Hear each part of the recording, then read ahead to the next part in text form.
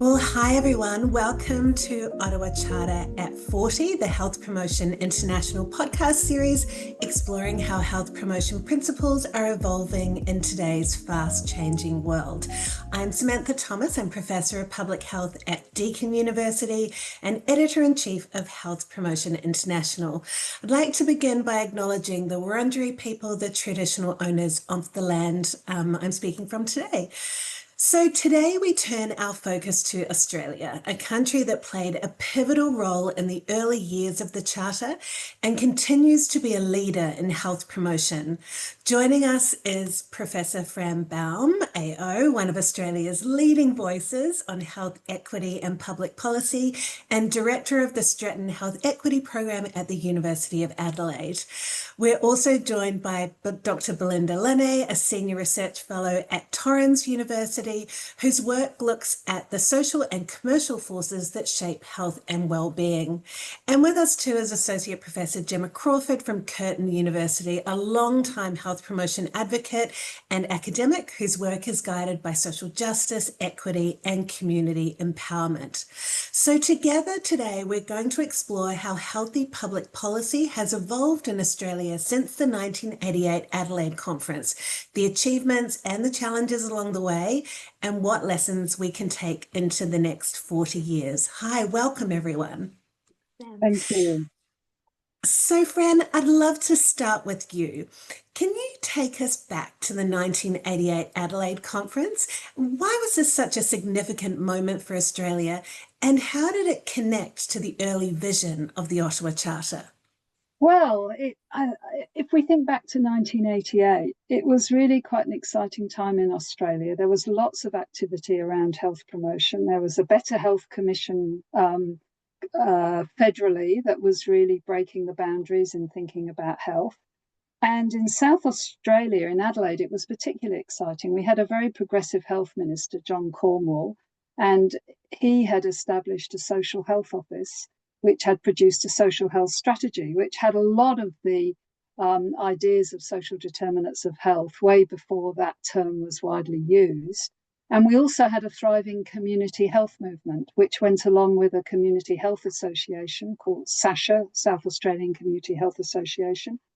And particularly in Australia, we'd had a funded Healthy Cities program. And in South Australia, there were 3 cities funded: Canberra, the Illawarra and Noarlunga in South Australia. So that was all very exciting. And we were so excited that 2 of the big gurus of the Ottawa Charter, Trevor Hancock, who particularly specialised in healthy public policy, and Ilona Kickbush were coming to Adelaide. And everybody knows Ilona, but it actually began a long-term relationship of Ilona with South Australia. And she later came back as a thinker in residence and laid the seeds for our Health in All Policies program, which was very successful for a period in South Australia.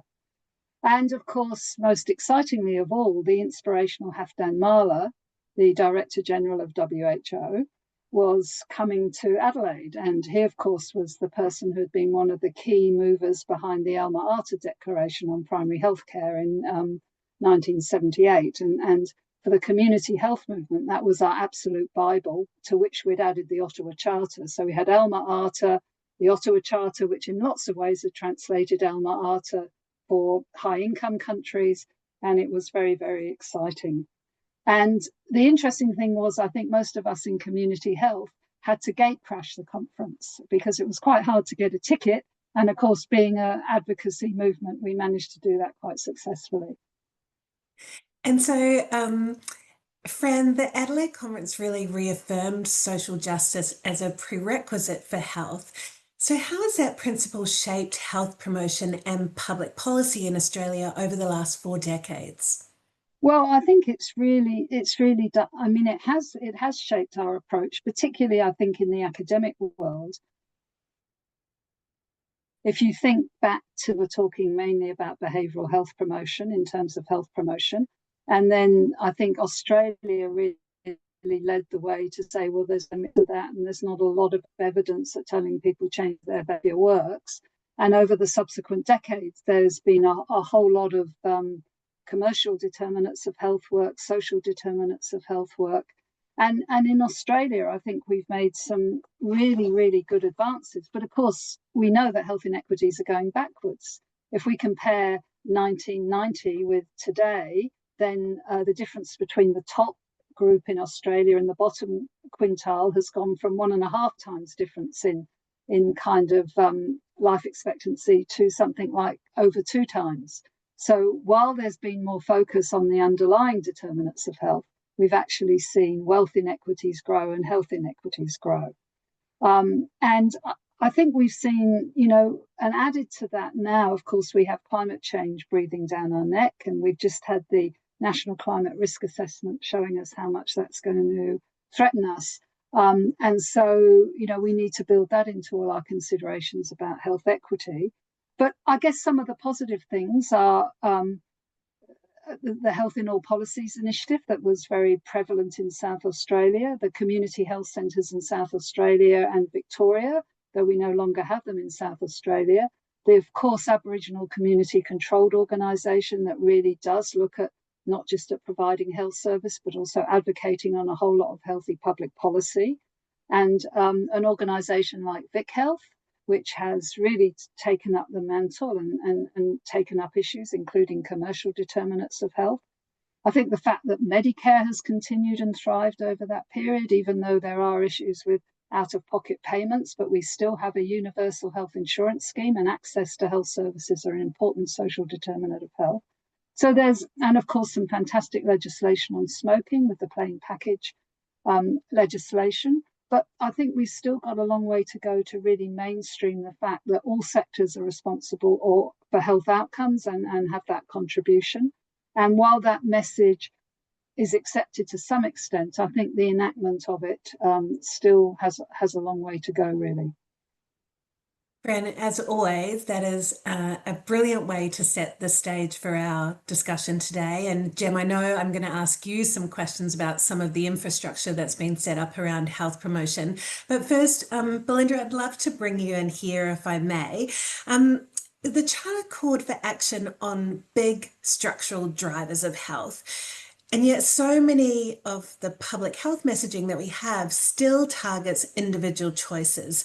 Do you think we've genuinely shifted the dial towards structural change, or do you think we're still slightly trapped in a personal responsibility mindset in public health and health promotion?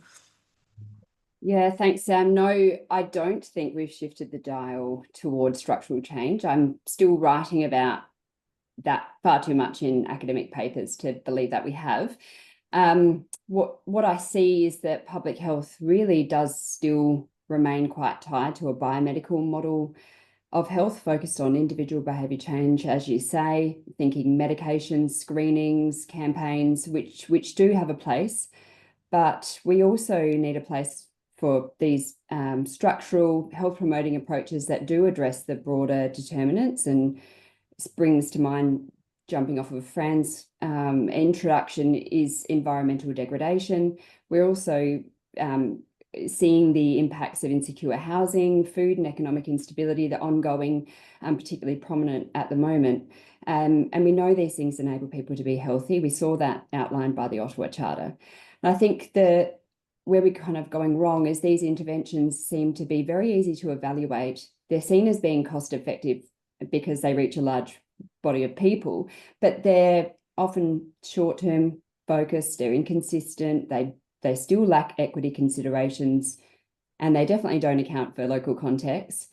But what I see happening is limited prevention budgets are spent on these simplistic messages because they're kind of easy grabs, I think, and while they emphasise personal responsibility, I think that the irony that we're facing for health promotion at the moment is that they also benefit industries who are completely disinterested in public health. But we know our political leaders are facing a lot of pressure from these industries, and I think that really makes it difficult to shift the investment toward those longer term health in all policies type approaches that the Ottawa Charter outlined for us.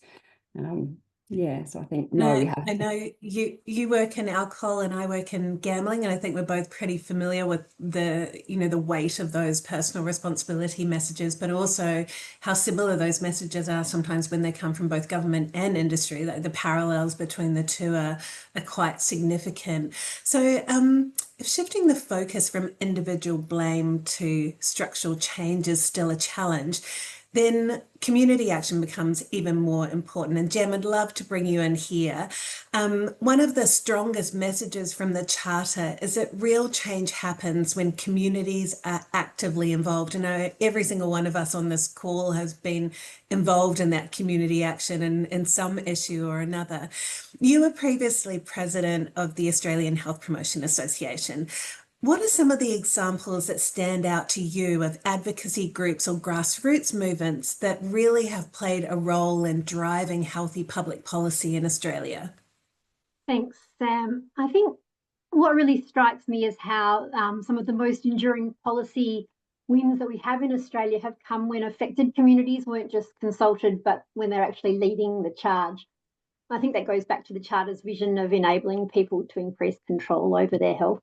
And we've got really good examples in Australia, both historical and contemporary ones. So if I think about historical ones, I'd go all the way back to women's suffrage, right, or to land rights. And I think these have significant knock-on effects for health and well-being. When I was with ARPA, I participated in probably more than 100 plus different advocacy opportunities that we did, and most of those were in partnership. So working with groups like ACCHOs, the Australian Council on Social Services, to raise the rate, working with lived experience advocates, to frame income support as a health issue, which I think was really critical. We were foundation members of the Climate and Health Alliance, which challenged us to think about advocacy in terms of environmental policy, energy transition, planetary health, and was subsequently successful in getting up a national climate and health policy. So I think the examples that spring to mind most are those that centre meaningful participation, and I'll probably end up sounding today a bit like a broken record, but I frequently come back to HIV, which I know for many people will seem like a health policy issue, but I think it has required real intersectoral action from across portfolios over 4 decades, and it's about the same length of time as Ottawa Charter, bringing together bipartisan support from politics, from portfolios across justice, health, social services and more. So I think it's a really brilliant example for Ottawa. It was a community-led response in Australia, always has been, but particularly through the 80s and 90s. What makes it really compelling is it involved gay and bisexual men, people who inject drugs, sex workers. They didn't wait for government action. They created their own action through harm reduction programs, advocacy networks, and they were working alongside efforts in a broader enabling environment to do things like decriminalise homosexuality, which in South Australia has celebrated 50 years this year. And that's really fundamentally shaped policy direction. And I think it's a blueprint and a learning for other areas of public policy for health, in what it looks like to do real centred, meaningful, lived experience work that embodies the 3 central charter: enabling, mediating, advocating. And it's an example where a grassroots advocacy action saved lives subsequently in Australia to still have probably the best outcomes for people living with HIV globally.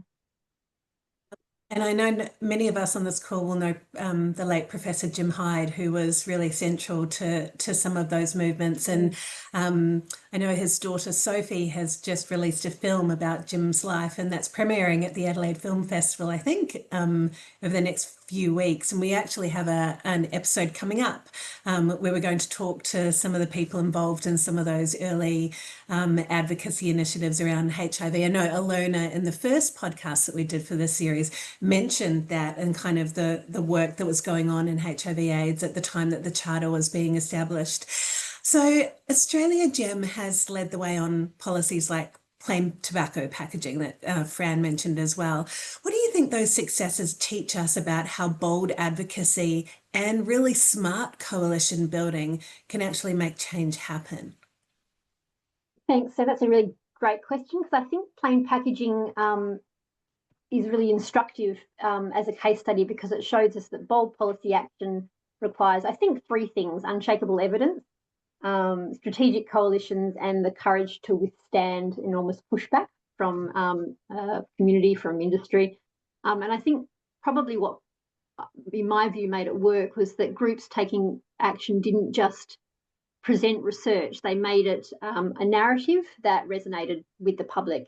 They made it about protecting kids, about corporate manipulation, about Australia's right to prioritise health over profits.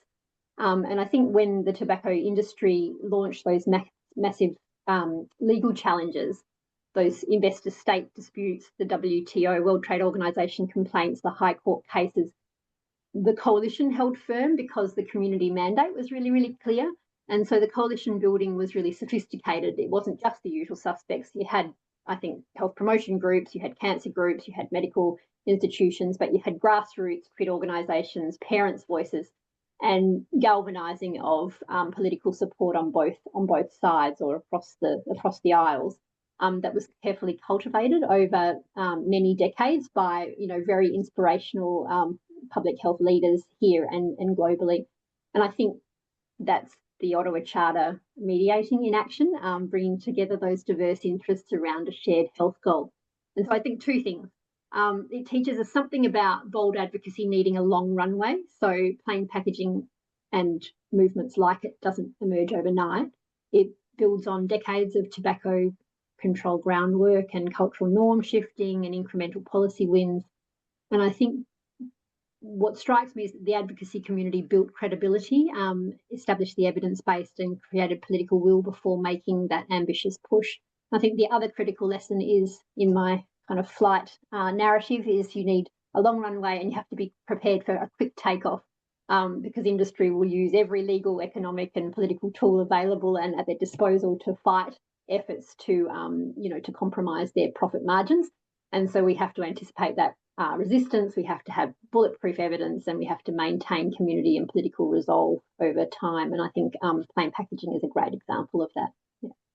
That's fantastic. And also really important for those of us working in gambling to hear those messages. I love that that metaphor of kind of the long runway and the quick takeoff. It's certainly a very, very long runway in gambling reform at the moment, it seems, but it's also a really powerful reminder of how participation is lived in practice. And Fran, I want to turn to some of the challenges that we've had in public health policy in Australia. And as we all know, not everything has been smooth sailing. There have been some really painful lessons for us, such as the defeat of the Voice to Parliament referendum in 2023. And the government have also been really slow to act on the harmful practices of some industries, which we know pose such a threat to human and planetary health and equity, such as the gambling and fossil fuel industries. Fran, what do you think that tells us about the continuing tension between health promotion values, which aim to champion health for all in Australia, and some of the political barriers and ideologies which favour vested interests? Yeah, absolutely. I mean, I think it's very clear that there's a real tension between what we as public health promotion professionals prevent and what much of industry and also some other, I guess, political forces that increasingly are working against health. And in the Centre for Research Excellence on Health Equity, we really dug down and looked at power. And if people want to follow up, Sharon Friel led a paper when we looked at power and health equity policy in social science and medicine, but we looked at different forms of power: discursive power, political power, narrative power, and saw how there's always this battle for public health against those that would wish to oppose the things that we want. But I think for an international audience, I'd really just like to talk a bit about the Voice to Parliament, because I don't know that people know that much about it. And we had a referendum, what was it, in 2023, November, I think it was, where we put to the Australian people, or the government put to Australian people, that that Aboriginal and Torres Strait Islander people should have a voice to Parliament that should be in the Constitution. And this came out of a whole community process that led to a big meeting at Uluru, which overseas people might still know as Ayers Rock, its colonial name. But there was a huge meeting at Uluru, and the Indigenous people there, the First Nations people of Australia, produced a statement from the heart, which was an absolutely beautifully written document. And it really offered to our population a way to change. And could I just read a little bit from that Uluru, because it talked Please about do. the notion of sovereignty. And it said, this sovereignty is a spiritual notion, the ancestral tie between the land or Mother Nature and the Aboriginal and Torres Strait Islander people who were born therefrom, remain attached thereto, and must one day return thither to be united with our ancestors. This link is the basis of the ownership of the soil, or better, of sovereignty. It has never been ceded or extinguished and coexists with the sovereignty of the Crown. How could it be otherwise? That people possessed a land for 60 millennia, and this sacred link disappears from world history in merely the last 200 years. With substantive constitutional change and structural reform, we believe this ancient sovereignty can shine through as a fuller expression of Australia's nationhood. And what we found was that referendum was defeated by over 60% of the population voting against it. But there is clear evidence that there were people funding from outside Australia, from right-wing Christian forces, the campaign against that constitution. So we really saw a kind of white settler colonial mentality power really brought in to defeat what had been just a beautiful moment, could have been a beautiful moment for Australia. And I've never sort of felt that power, that political power exerted against something so powerfully. And I think, you know, we do see that in so many other areas. We've seen that, as your area, Sam, gambling reform, in alcohol, with the fossil fuel industry fighting against climate change. So I think we need to look at those forces. But, you know, what makes me proud of public health and health promotion is we do stand up and we do fight for what's right. And as Gemma's talked about, we have to keep our advocacy doing that, even though we'll be vilified very often for doing that. But I do think for an international audience, you can see how sad that was for Australia, that we didn't rise as a nation to that beautiful Uluru Statement from the heart. And it still stands as I sort of see it as an olive branch to the Australian population that just wasn't accepted. And that is a very sad moment for when healthy public policy didn't happen. What do you think that tells us about who ultimately holds power? Yeah, well, it's always, I mean, power shifts, power doesn't stay static. And there's moments in history when we know that people power is much more prevalent, and the forces of equity and social justice are produced. And we know that in Australia, you know, in the 50s, 60s, 70s, we were moving towards being a more equal society, you know, economically, and that was reflected in health statistics during the 1980s, and we have gone backwards since then. So I think it's always a political battle, you know, right from the 19th century, public health has been a political battle, whether it's been the battle for sanitary reform, for, you know, reducing child labour, the examples Gemma gave of female suffrage, abortion law reform, all those have been a battle, and they've relied on strong advocates who have been prepared to challenge those kind of status quo political power. And I guess, you know, I've come to the conclusion it's an ongoing battle, and the battle for our lives now is around climate change. And this one, if we don't win this one, then it's a really bad future for all of us, I think. That's a great segue, I guess, into some of the questions I'd like to ask Belle. And I know all of you in South Australia have been dealing with this kind of, you know, really front and centre at the moment. Belinda, the Adelaide conference made a special plea to link health with ecology and the environment. The climate crisis and the industries and political decisions that drive this now pose one of the biggest threats to public health. How do you see health promotion's role in this space over the next 40 years? Yeah, look, over the next 40 years, health promotion certainly could, and I think should, advocate for stronger leadership for coordinated action on the environmental determinants of health in the ways that were obviously outlined by the Charter. And building again on Fran's comments, this needs to have a really strong focus on equity and on climate justice. So especially focusing on amplifying the voices of population groups, thinking young people, First Nations communities, people who we know are likely to experience climate damages perhaps more acutely for a range of reasons. And I think, in thinking about what I think could have leverage potential, I think it's really about raising awareness of some of the tangible kind of local health impacts of climate change, bad things that have happened in our own environments where things have been taken away that we perhaps maybe even once took for granted, and then tapping into that so that we can garner public support and maybe even public advocacy for some of the broader systems level action that I'm not confident is happening enough. So, transitioning to renewable energy, achieving net zero targets, really getting public support for that, because people are seeing the impacts on their own personal environments, or at least we are in South Australia at the moment with the algal bloom. And then from that, recognising ways that we can develop environmental protections and see climate action as a health imperative. And, thinking through what are some of the really obvious ways that currently industry and profit-driven industry is being prioritised over health.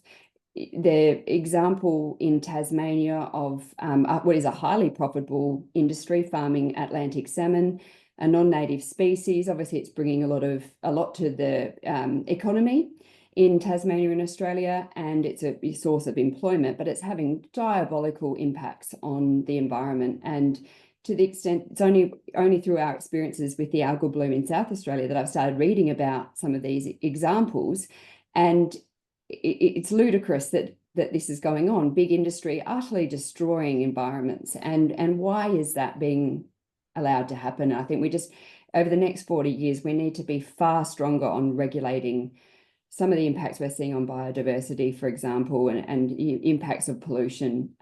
It's just horrendous. So I think sharing some of those stories would be really useful for that kind of global picture. Can I go off script a little bit with you, Belle, and ask you a question about the role that you think that health promotion has in supporting young people at the moment? And I know there's a young person in South Australia called Flynn who's recently written a wonderful piece in Croaky about this exact issue. I've got kids that are very interested in this and concerned and worried and using their voices to advocate for change and to think about kind of some of the things that are happening to our planet. And we've got a great portfolio of work with our team on this issue at Deakin. How do you think we can better support young people to raise their voices and to have a seat at the decision-making table when we're thinking about these issues? Yeah, I think you're right to say having a seat at the table is really important. We often see forums, so the community forums that have been occurring in South Australia, which I think are quite good, put on by the local government, are mainly pitched at adults. And when we attended, Flynn and I, my son, attended our local forum at Seacliff here in South Australia, it was a room full of 100 people and he was the only 14-year-old. It was certainly the only young person. But people were interested to speak with him. So I think there's a conversation to be had around ways to engage with young people and ways to hear what they think will have potential to share information that is scientific and share information that might perhaps quash some of that climate anxiety.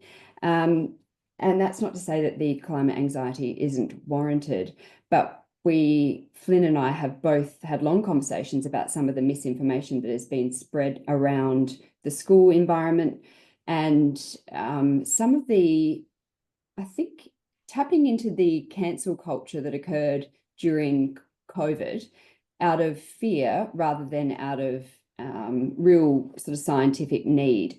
And so people wanting to, I think some of that fracturing of cohesion for young people and a sense of feeling really out of control about what the future looks like and taking that quite seriously in terms of the mental health impacts. I think we've got a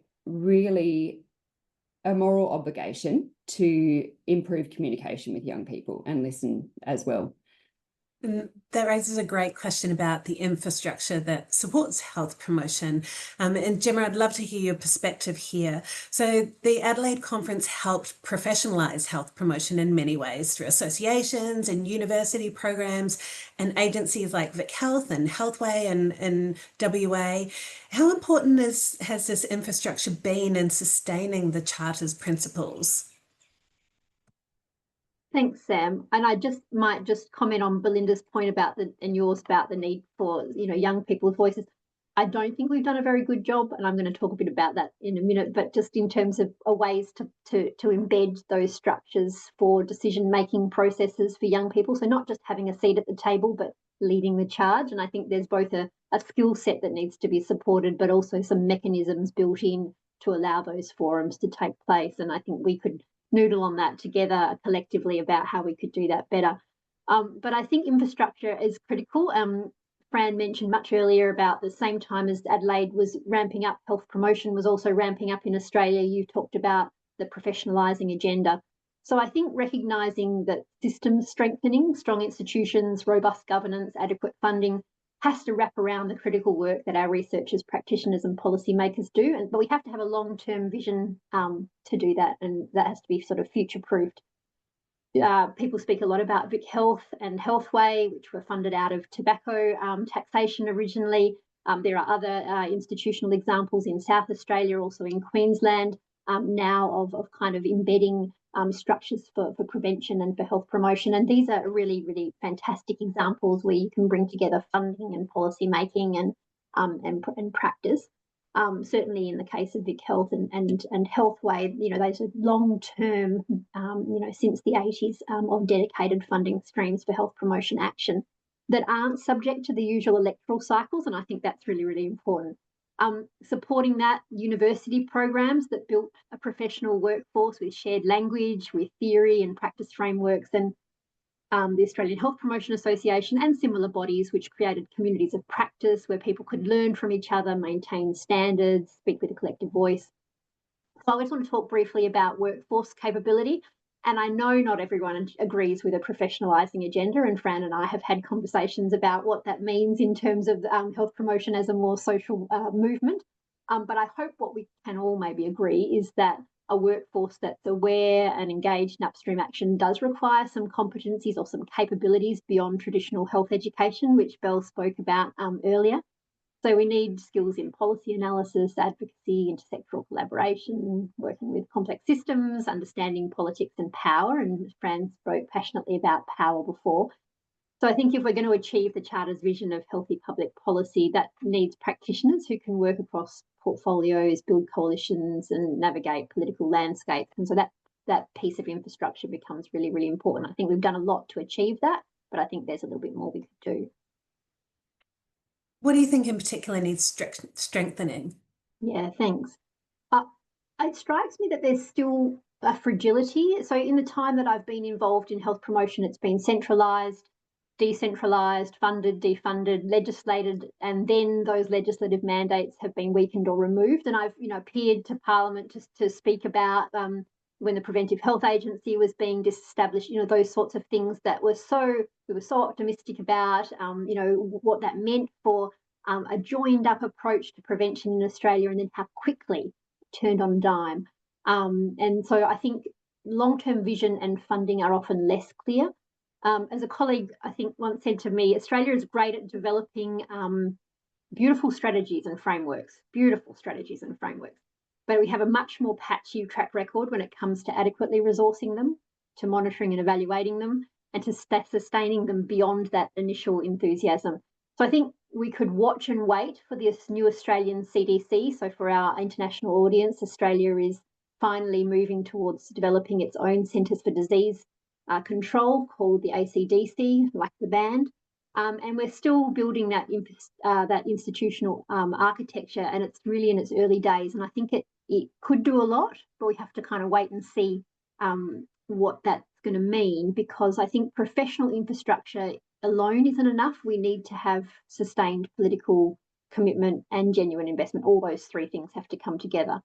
So from a workforce perspective, listening to both Fran and Belinda and yourself talking about the vested interests and power, I think there's need for more political literacy in our workforce.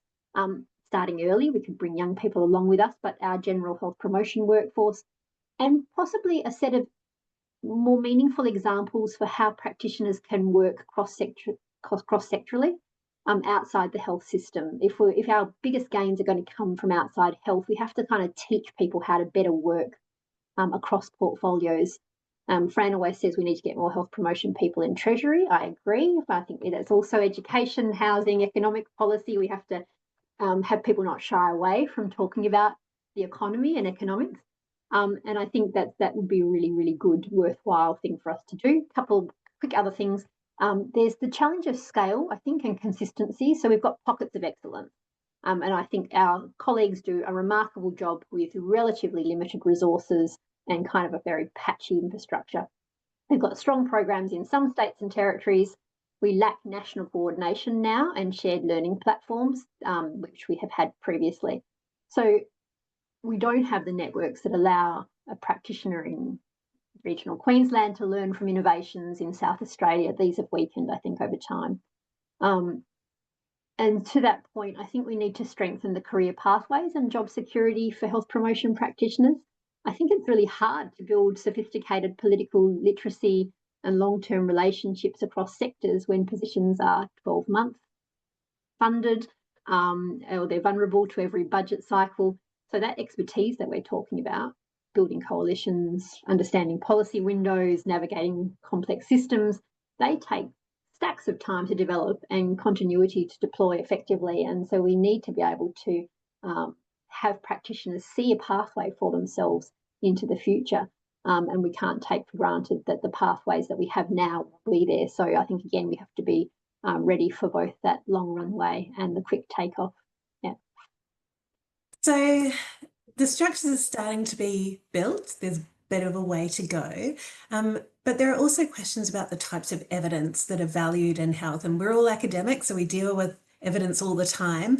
But in my last couple of questions, I'd like to kind of ask you all to reflect on these points. So I wonder, first of all, if you could reflect on why broadening our understanding of evidence to include things like lived experience and community knowledge and Indigenous knowledges are really important in driving policy change. Who wants to take that first?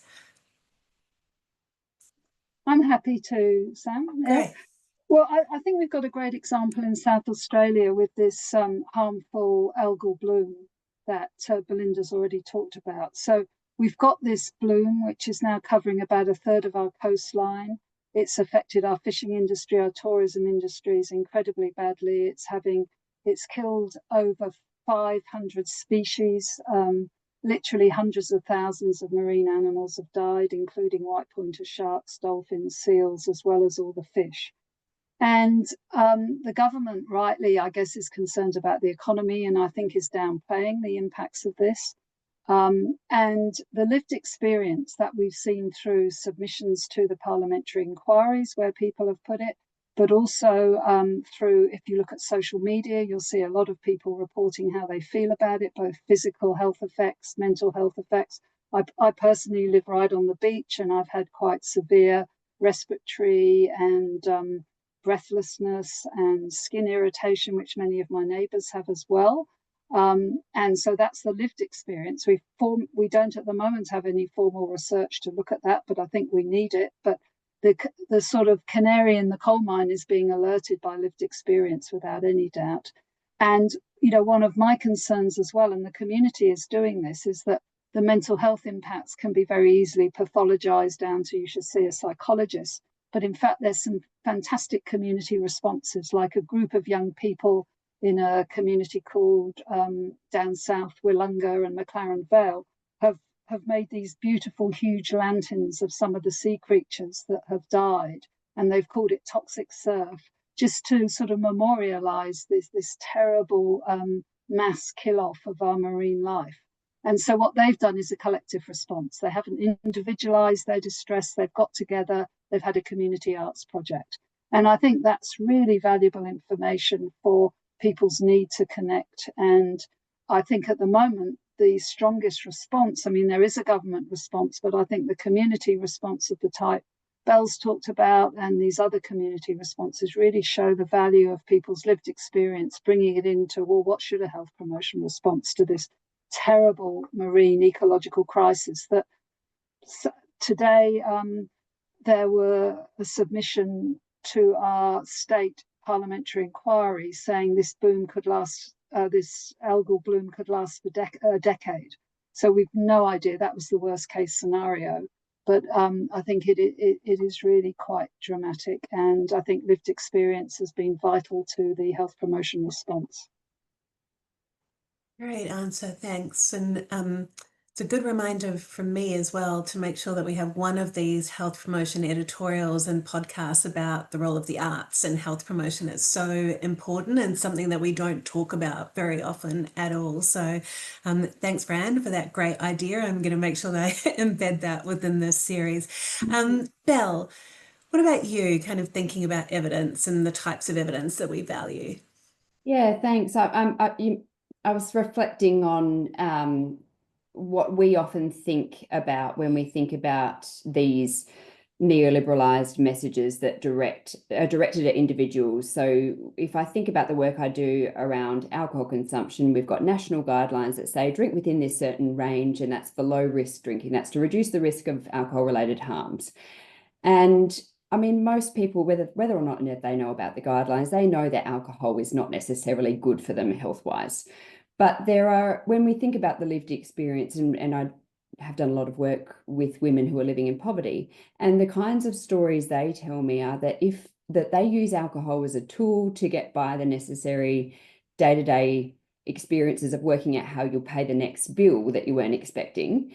And so health is not the ultimate priority for some people. Sometimes a completely different priority, which is survival, has to take precedence.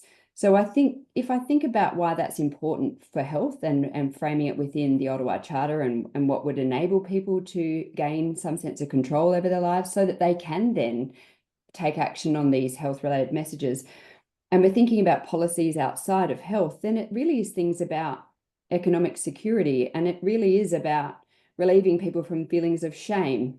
And I think bold and brave moves from governments are really about shifting the focus away from individuals and back onto systems for one, but also about being willing to try what would it look like if we were to invest in some sort of program that would enable women who are living in poverty to gain control of their finances, and then see if the flow-on effect, bring equity first, and then is the flow-on effect health.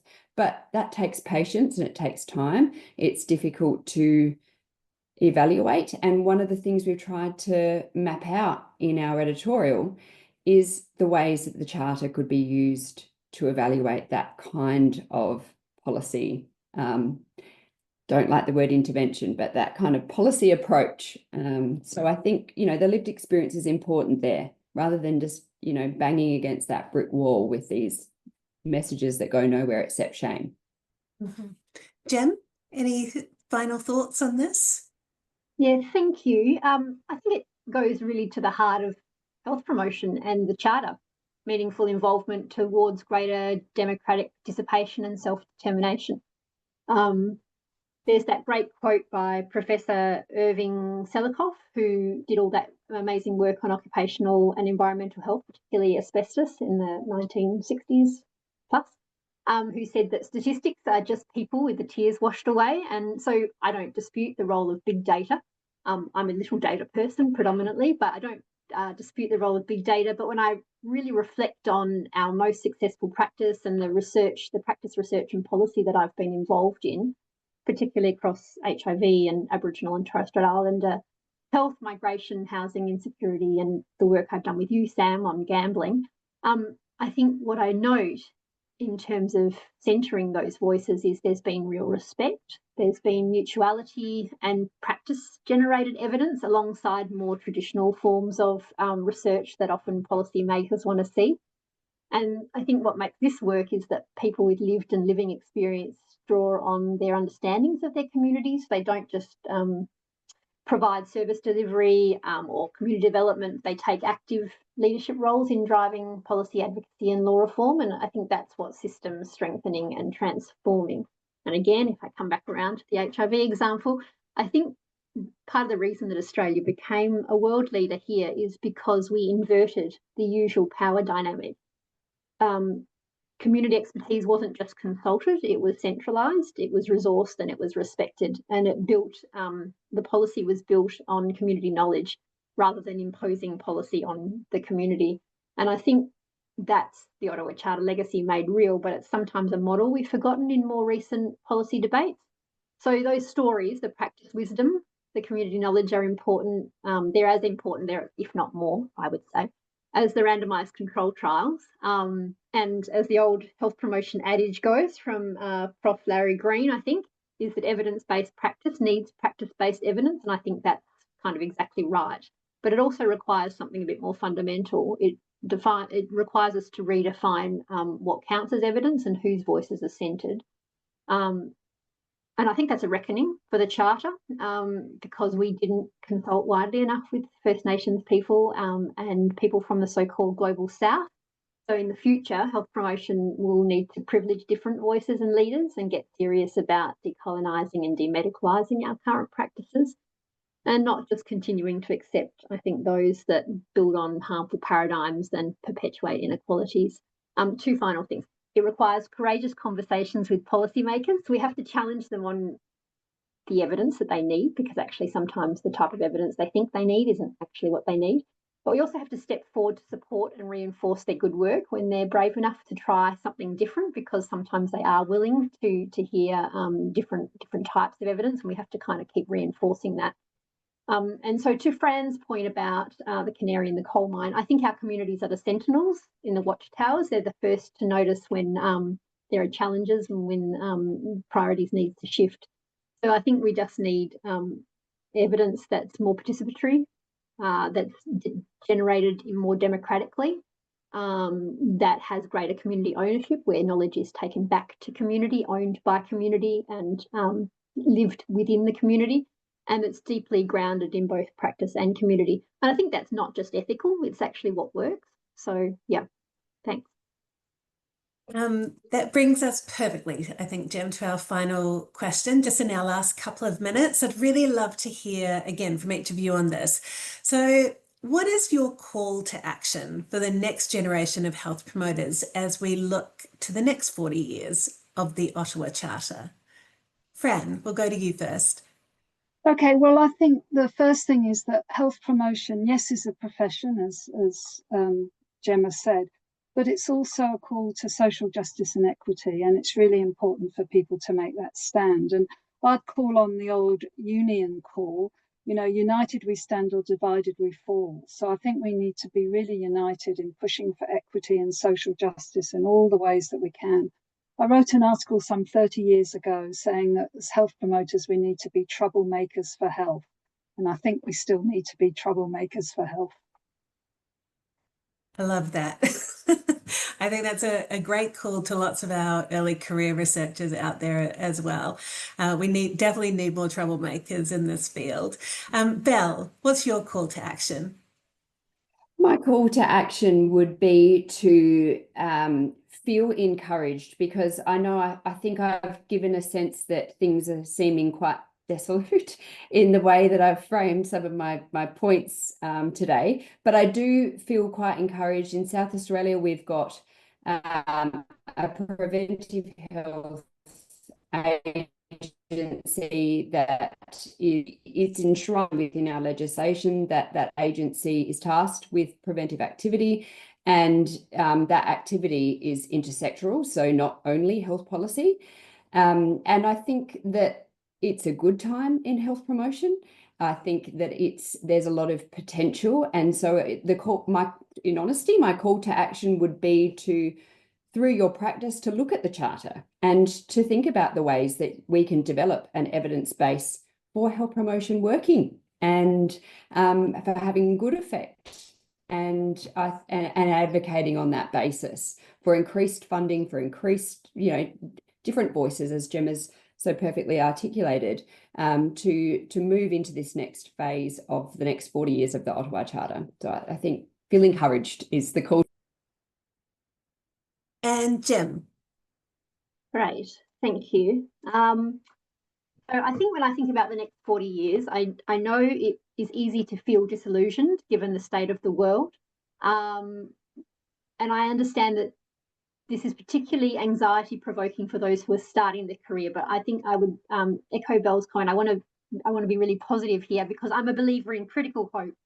The future is not yet written. So my call to action is get involved, be an active citizen in shaping the world we imagine when we let ourselves dream. Because health promotion is a long game. We need many voices, many hands, long-term vision and sustained action. And the Charter, I think, still provides a touchstone, but only if we return to our radical roots, which is what I think Fran was getting at. The Charter is helpful, and health promotion can do this, but we have to get away from our terrible focus on behaviour, and our work needs to put people before profits. We have to centre those who are underserved. So another slogan, nothing about us without us, from the disability movement. We have to resist lifestyle drift. We have to spend more time building coalitions and holding government to account. And I think for me, this focuses or needs a humanistic approach, focusing on values, processes and relationships. And I think critically, our work must acknowledge us as part of the ecosystem, not central to it and not separate from it.